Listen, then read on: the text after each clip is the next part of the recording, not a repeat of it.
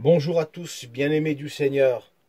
J'aimerais vous parler aujourd'hui du combat.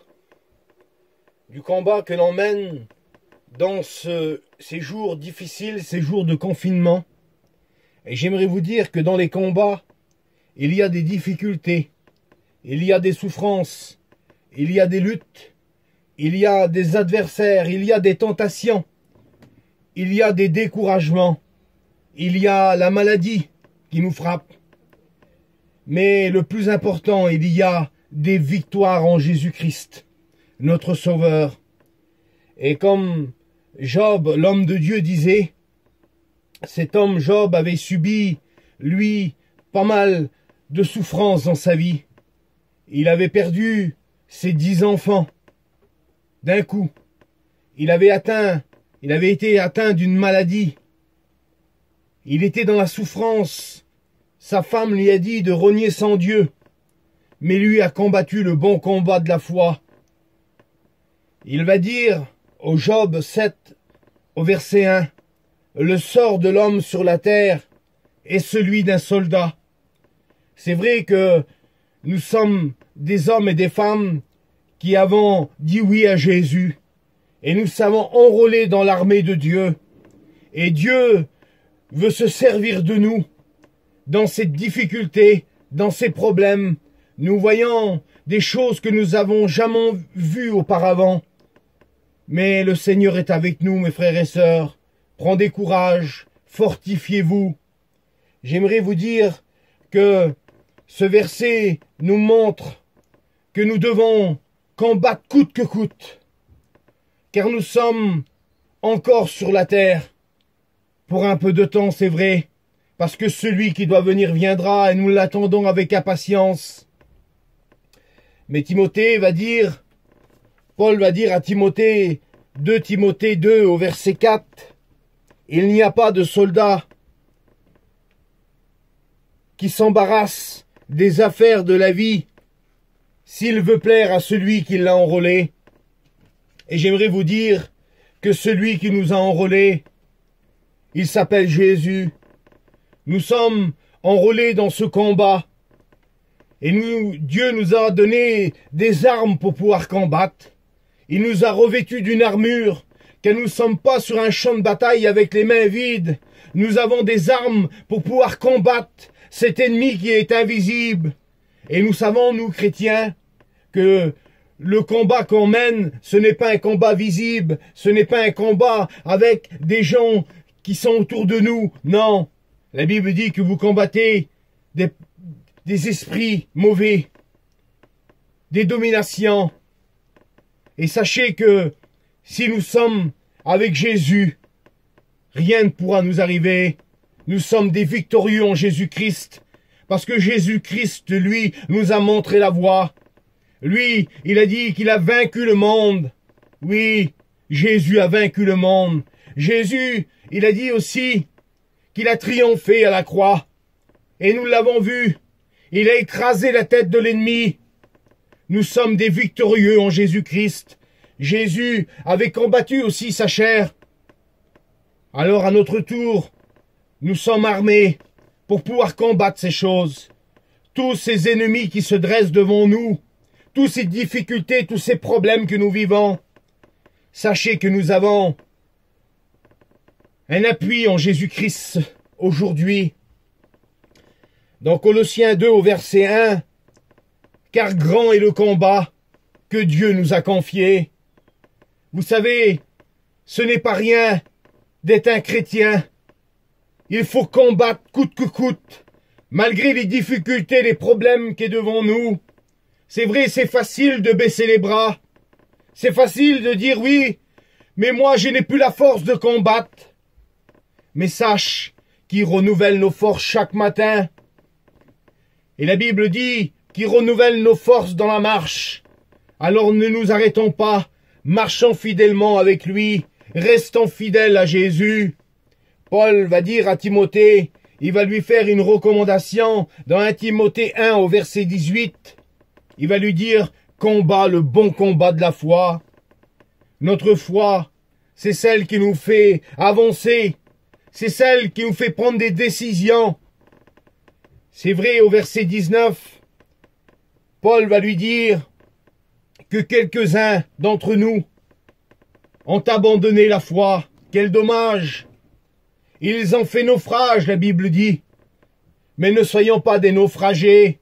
Soyons des victorieux aujourd'hui avec Jésus. Parce que si notre foi est grande, notre force sera grande. Merci Seigneur, parce qu'il nous renouvelle nos forces dans la marche chaque matin. Il va dire encore à Timothée, combat le bon combat de la foi. Et si nous combattons unis dans la foi, nous emporterons des victoires, nous emporterons le triomphe avec Jésus-Christ. Que son nom soit glorifié et béni. Dans 2 Timothée 4, au verset 7, Paul va dire, j'ai combattu le bon combat, j'ai achevé la course. Désormais, la couronne de justice m'est réservée. C'est vrai que le combat est dur, que la lutte est difficile, mais gardons la foi, achevons la course, car notre délivrance est proche. Jésus va venir bientôt chercher son Église, frères et sœurs. J'aimerais vous parler qu'il y a des combats dans la vie. Il y a des combats qu'on sent menés de nos propres chefs. Mais j'aimerais vous dire, ne combattez pas comme vous voulez, mais combattez avec les règles que Dieu nous a données. Combattons avec les règles que Dieu nous a laissées. Dans 2 Timothée 2 au verset 5, il va dire, l'athlète n'est pas couronné s'il n'a couru selon les règles. Alors ne combattons pas comme bon nous semble, mais combattons avec les règles que Dieu nous a données. Et j'aimerais vous donner quelques règles que Dieu nous a données pour combattre. Il nous faut combattre avec l'amour. Il nous faut combattre avec la justice. Il nous faut combattre avec la droiture. Il nous faut combattre avec la fidélité, dans la vérité, en marchant dans la sanctification. Que son nom soit glorifié. La vie chrétienne, elle est un combat. Et elle se combat sur 3 fronts à la fois. Comme Jésus nous a donné cet exemple. Elle se combat contre le monde. Elle combat contre nos propres natures qui est pécheresse. Elle se combat contre Satan et les démons. Ces 3 choses, Jésus nous a donné un exemple que nous sommes des vainqueurs en Jésus-Christ.